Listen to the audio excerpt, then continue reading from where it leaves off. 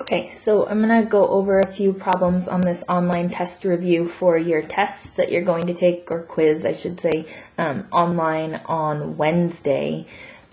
So 1 and 2, these are both absolute value equations. So remember, the equation is y equals a absolute value x minus h and then plus k. A is the stretch, H is left or right, and K is up or down. Oh, and A also tells you the opening, if it's opening up or down. Where's Mommy? I don't know. Hold on, please. Where's there? Ma'am's in her room.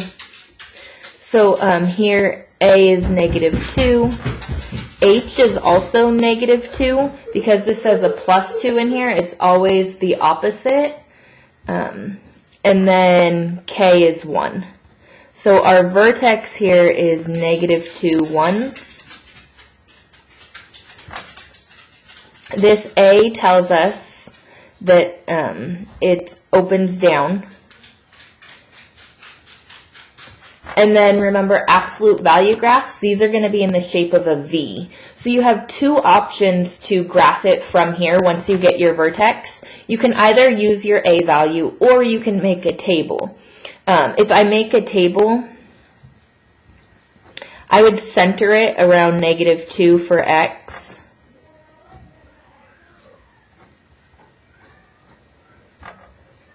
And then plug in these other numbers. So if I plug in -1, I get -1 plus 2 is 1, times -2 is -2, plus 1 is -1.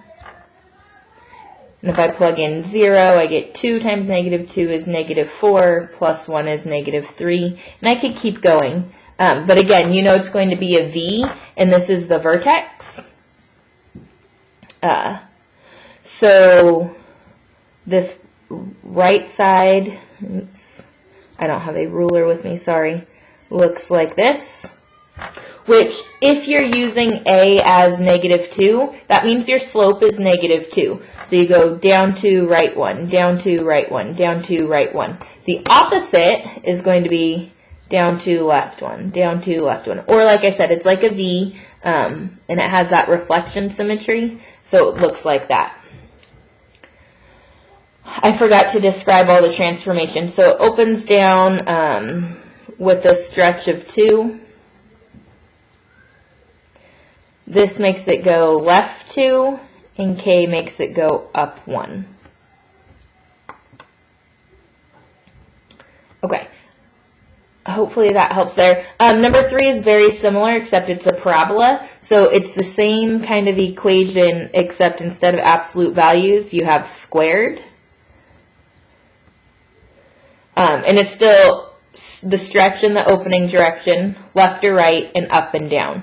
So in this problem, A is 1. So that's not a transformation at all. So there's nothing to describe. K is 4, and H is -2. Again, it's x minus H, and so since this is x minus 4, H is 4. So that tells us it goes right 4 and down 2. So our vertex is 4, -2.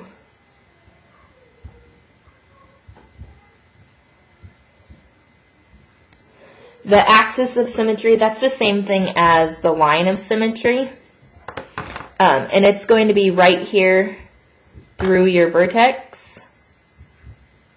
So the line of symmetry is x equals 4. And then direction of opening, since A is positive, let me move this up, this opens up. From here, what you're going to want to do is make a table.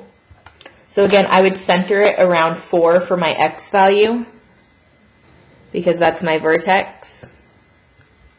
Maybe 1, 2, 3, 4, 5, 6, 7. If you plug in 4, you're going to get -2. and then plug in these other numbers. 5 minus 4 is 1, squared is still 1, minus 1 you get negative 1. So 5, negative 1, 6 minus 4 is 2, square that is 4, minus 2 is 2. So 6 is at 2, plug in 7, 7 minus 4 is 3, 3 squared is 9, minus 2 is 7. And if you plug in these other ones, again, you're going to get the same thing, which you can test it if you're not sure. But because this is the line of symmetry, everything has to reflect over that. And there's your parabola.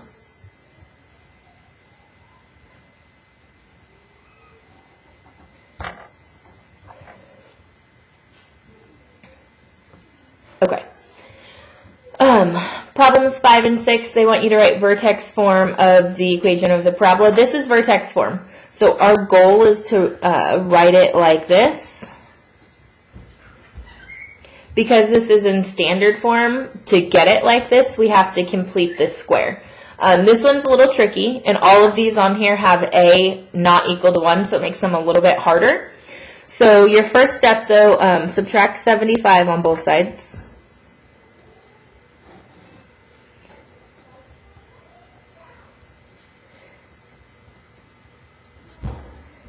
Then what you're going to want to do on this right side is factor out whatever a is. So basically like your distributive property backwards. So 2x squared minus 12x. So here you want to make your squares. Because there's a 2, I'm going to make 2 of these. So x squared, x squared. If I cut negative 12 in half, I get negative 6x and negative 6x. Again, these squares are the exact same.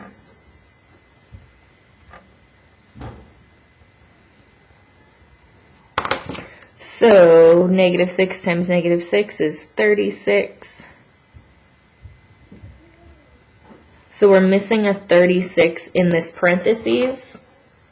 So on this left side, we're really adding 72 because I am adding 36 2 times. So I get y minus 3 equals 2 times x minus 6 squared. Again, we added 36 in there so that we could write it as a perfect square. Last step is just to add 3 to the other side, and we get y equals 2 times x minus 6 squared plus 3. And that's your answer. The vertex here is going to be 6, 3. HK. A is 2, which just means it's going to be skinnier than this parabola that had A as 1. Alright, next page, let's see. For problem number 7, it's the same idea, focus, except A is negative. So you still add 14 to both sides. So you get y plus 14 equals negative 4x squared minus 16x. Let it focus. There you go. So we factor out negative 4. X squared plus 4x. And so the same idea, you're making these boxes, but it's going to be negative. I'm not going to draw 4 this time, though you could. X squared, I cut this 4 in half. So that's 2x and 2x. X, X, 2, 2. This is a 4 that's missing. So we're going to add 4 in here. But on this other side, we're going to put minus 16. Because this 4 times negative 4, we're really adding negative 16 to this side. And then it's the same steps as the last problem. Simplify it, write this as a square, and then you'll end up moving this over. So you get y minus 2 equals negative 4 times x plus 2 squared. and then you add 2 to both sides to finish that one up. Okay, 9 and 10, these are, it says make a sketch of the following scenarios. For each, find the x-intercepts, the vertex, and the equation. So the equation is going to be in that form, y equals a times x minus h squared plus k. Same thing here. So Bill kicked a football 150 feet in the path of a parabola. The football reached a maximum height of 40 feet. So if we kind of picture what's going on, he kicks this ball in the path of a parabola. He kicks it 150 feet, started here at 0, and the maximum height up here would be 40. So just from drawing this picture, we can already see our x-intercepts. They are 0, 0, and 150, 0. Our vertex is, remember, the highest point there in the middle. So in the middle of 0 and 150 is going to be 75. So our vertex here is 75, 40. The last thing we have to do is write the equation, which we have h and k. We have to find the a value, though. So here, our equation is y equals a times x minus 75 squared plus 40. Okay, so we know h and k. We have to solve for a. In order to solve for a, we want to use one of these 2 points. It doesn't matter which one. I usually go with 0, 0, but it really doesn't matter. You'll get the same thing either way. So I plug in 0 for x and y.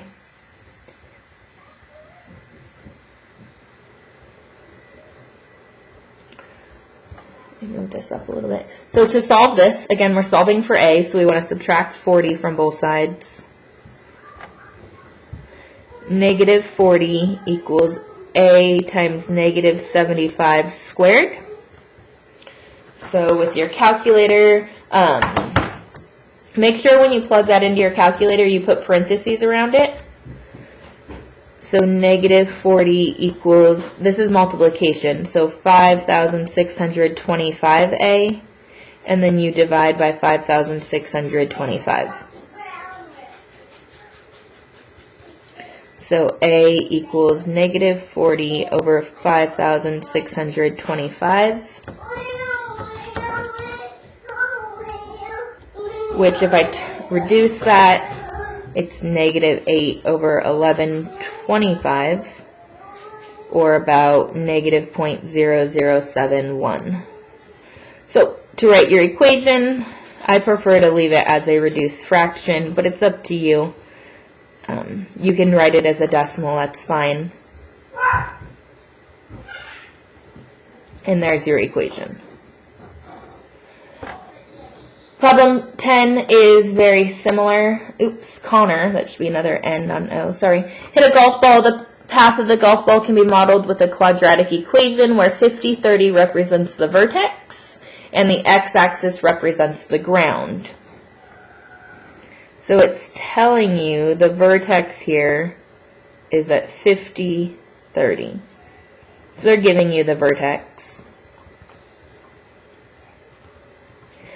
So the first part of our equation is x minus 50 squared plus 30. We still have to find a. We know it goes through 0, 0. That's one x-intercept.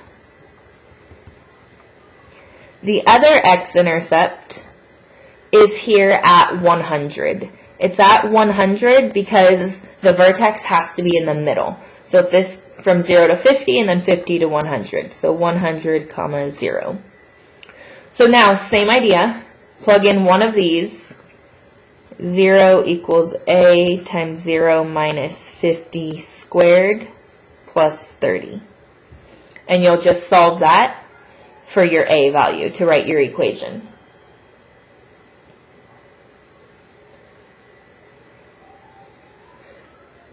Okay. Moving on to systems of equations. This one's a little bit easier. Since this one has y by itself on this top equation, you can just use substitution. So since y is equal to this, you can plug this in for y. The only thing you need to be careful of is since it says minus y, you have to put parentheses there.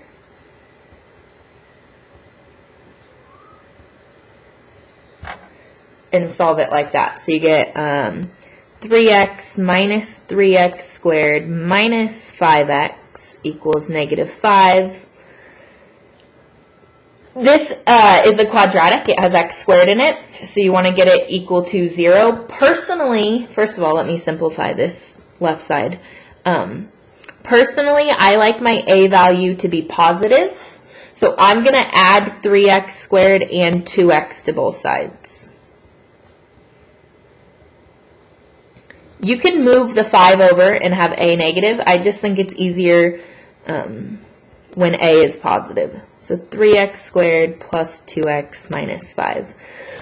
From here, you need to factor quadratic formula. You need to solve for x. Once you get x, you are not done. You have to plug it back in to get y. You should have two answers that are ordered pairs when you're done. Again, your answers here. You're going to get x equals and x equals. You're going to get two answers. Those go in here for your x coordinate, and then plug in to find y.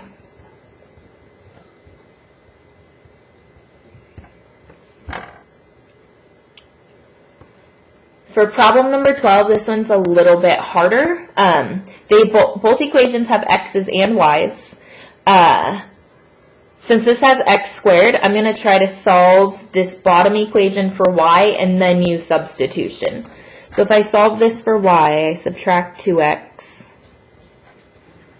I get negative y equals negative 2x minus 1. If I divide by negative 1, I get y equals 2x plus 1.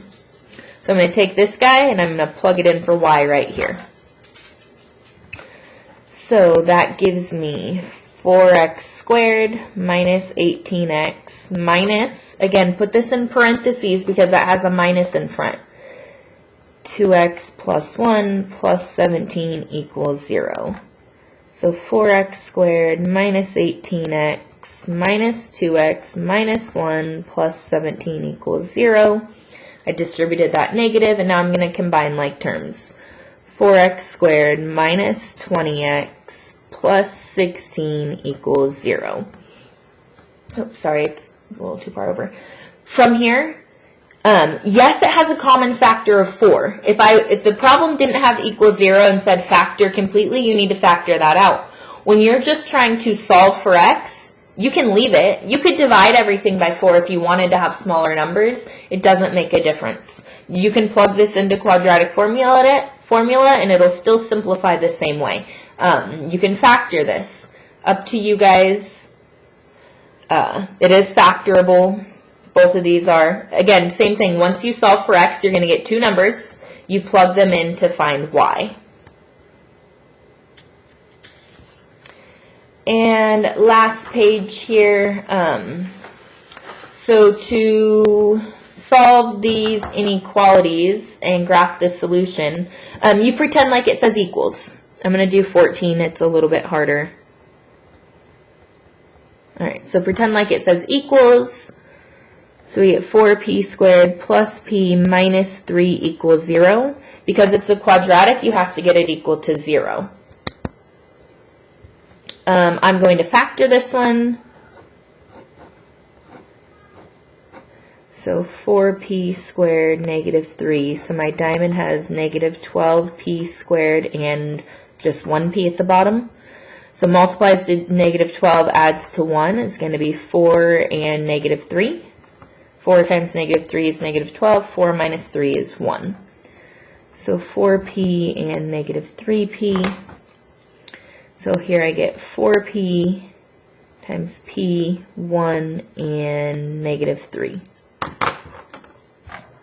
So when I factor this, I get 4p minus 3 and p plus 1 equals 0. Remember the zero product property? That tells us that if you multiply two things together and get 0, one of them's 0. So here I have 4p equals 3, or p equals 3/4. Here I have p equals -1. These are not my answers. You don't put these in a box and call it a day. These are my boundary points.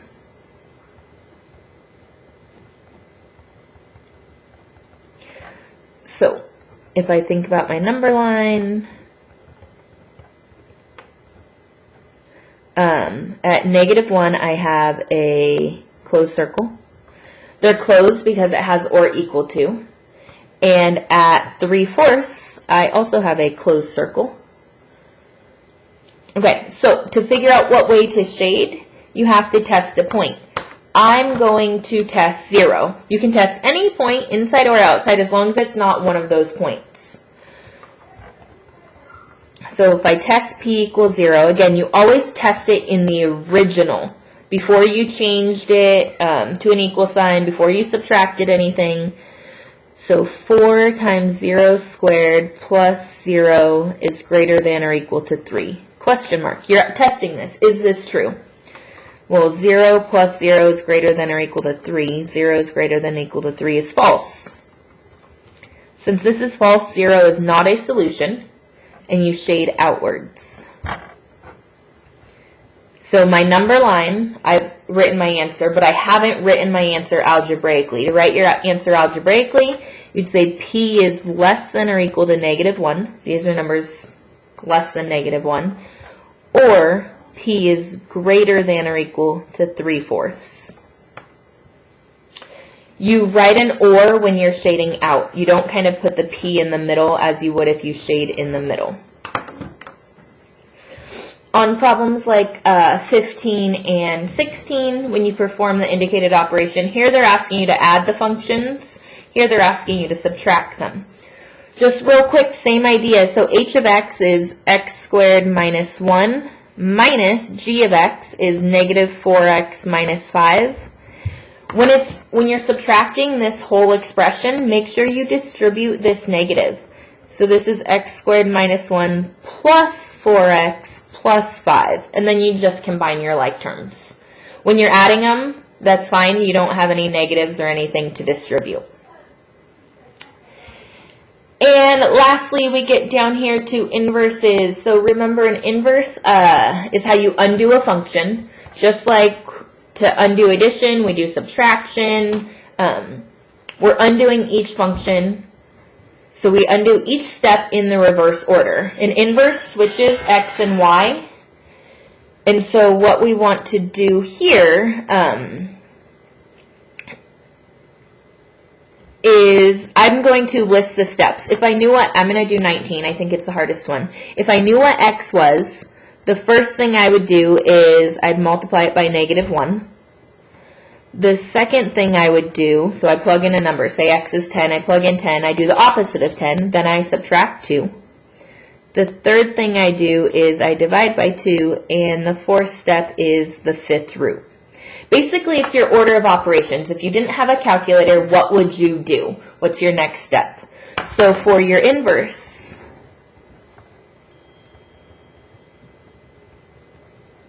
you do the reverse order and undo each step. So the opposite of the fifth root is taking it to the fifth power. The opposite of dividing by 2 is multiplying by 2. The opposite of subtracting 2 is adding 2. The opposite of multiplying by -1 is divide by -1. So with that, remember this notation, the inverse. So I take x, I take it to the fifth power. I take what I have and I multiply by 2. I take what I have and I add 2. I take what I have and I divide by -1. Well, dividing by -1, that just makes this -2x to the fifth minus 2. And remember, a way you can check an inverse, this one's not super easy to check, but you can plug in a number for x, And then whatever you get out of this function, if you plug it into this function, you should get the original number that you plugged in. Because the x's and y's flip. Just like if I made a table, to make the table for the inverse, I just switched the x and y's. Hopefully this helps. If you have other questions, let me know before your test next week on Wednesday.